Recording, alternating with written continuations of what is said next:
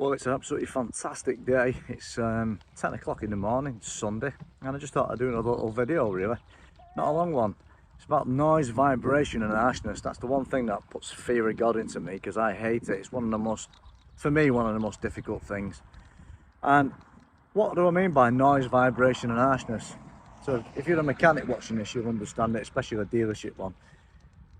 Is it really geared for DIY people? Maybe it is if you've got a problem on your car. So what is it? It's characterised basically as noise, a vibration or an harshness.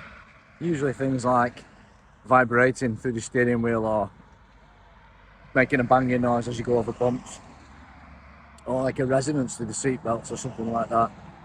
And it's a nightmare, but there are tools on the market. We'll possibly cover a couple of them in this video. But these type of tools, they cost a lot of money. For example, at BMW, when I went to Stockholm to a seminar, 7 years ago, there was a device, it cost €20,000, and it's magnetic, which isn't much use in a BMW, is it really? Because mostly everything's made of aluminium and subframes and stuff. And either way, you can attach it, whatever, and they're just pickups, transducers, and they'll pick up the vibration. You put one at the front, one at the back, and it'll give you a feedback via a console inside the car. So they're very useful for stuff like that. How about the BMW camera? Well, there's a BMW premium tablet, they call it. It's about £4 grand, and it features a huge amount of cameras. I could be wrong, but somewhere in the region of about 50 little cameras. It's been around for years now, this. I used it on a training event, it's fantastic. They used it on a door lock, so you know when you have a door lock and you have the button what sticks up above the door panel, they rattle sometimes, and they made one rattle on purpose. They made it all loose, and what they did was they basically pointed the camera at it and it lights up green. So it's a camera what picks up noise. Well, it picks up rattles, and it's extremely clever how it works. It translates that into a picture, and then the noise shows itself as like a big green splodge. It tells you exactly the area where that noise is coming from. That's probably the most significant game-changing tool ever invented, in my opinion. It's not much use for chassis work when you're driving up road, but for anything else, especially interior stuff, or let's say engine noise, you've got an engine noise and it's like making a ticking noise or something like that, it'll pick up pretty much in the area of the engine roughly where it's coming from. Much easier than a stethoscope, because they're not so good, are they? But yeah, speaking of that, I have got a stethoscope. It's called a big long screwdriver. You just get a big long screwdriver and stick your ear on it like that. You can actually use it, it'll really amplify noise. You'd be amazed if you've never done that before. It's an old mechanics trick that from many years ago. And if you've never done that, that's a good way of picking up noise. But I have got like this stethoscope, a German one. It's very sensitive. It's a pickup amplifier and you can hear noise. That's good for things like when you have rear differential noise. You can differentiate between a burring or a pinion, for example, or a whining noise. Not so good for tappets. What do you do for tappets and hydraulic components? Tappets, valve lifters, hydraulic followers, whatever you want to call them. What do you do with them? Well, not so easy really, to be honest. And if it's an engine that's done quite a few miles, you might as well just strip it and rebuild it anyway, you know, the top end at least. But hydraulic tappets, usually they manifest themselves as one or two ways. They can tap, obviously, because they're losing oil pressure because they're leaking and they're not compensating. They're also called valve compensators too. Lash adjusters, we can go on all day what they call them things. When they start to leak or they block and they can't get new oil in and they're like 3/4 full, they can't absorb the rotational forces from the camshafts. And then you're going to get play in it and that'll manifest itself as a rattle. Kids falling asleep. I don't care, that's life, innit? That's the only way I can do my videos. He's currently eating his curtain, his sun curtain, which is quite interesting. We were talking about lash adjusters, weren't we? So yeah, when you get them type of noises, usually you can't really do it unless you take them, and even when you take them out you can't really do it because they're hydraulically filled. You'd have to strip them, pull them apart, drain them, if you them ones that you can pull apart and see if there's any score marks inside. So yeah, noise, vibration and harshness is difficult. But the most difficult one, which I hate, is everyone years ago when I got to Prisma car park, it only rattles in Prisma in Imarto when I was in Lapland, ran to a BMW dealer. and it's the only place it does, it makes a bang. In the end, we couldn't fix that because it's a BMW design flaw. Just the shock absorbers on certain F34 cars, they're just bottoming out when they're quite new. 2-year-old, it was just out of warranty, bottoming out. Nothing you can do with that except put aftermarket shocks on.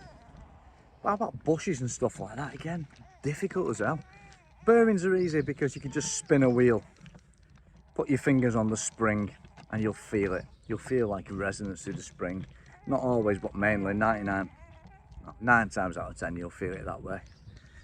The worst type is kind of those interior squeaks and rattles that you get. They could be extremely challenging. Again, noise camera would be handy and ideal there. Other than that, you've got to just start pulling panels off, packing them, leaving them off, see if the noise goes. And that can take hours, it can take days actually to solve. They're the most challenging jobs. But for anything else, where you have a body vibration, again, challenging. Oh, it's hot now. At 25 already at 10 AM. When you have a vibration through the chassis, through the body of the vehicle, get the seatbelt. Don't latch it on. Don't put it in the holder. Obviously, you'll need to kind of have an assistant for this who can drive the car. Sit in the passenger seat and just feel it. You pull it tight and hard and keep it locked. Seatbelt is like a screwdriver. It'll transmit all the noise and vibration through that seatbelt point because it's anchored to the floor, isn't it? Now, if you do that and go in the back seat and you don't get it, you've isolated it to the right front of the car. If you do it in the back seat, rear left, you've got a rear left issue. If it doesn't do it on the rear right, it's not really an exact science, it's a little bit MacGyver, but it does work, and I've used that successfully to solve a lot of issues. Whew. What else can we cover with noise, vibration and harshness? Well, what else is there to cover? It's just a nightmare, really. And when I was doing it as a BMW dealer technician, warranty, oh man. In the old days, you could get an open time, so if it took you 10 hours, you'd get paid 10 hours. Now they've scrapped it for some years now.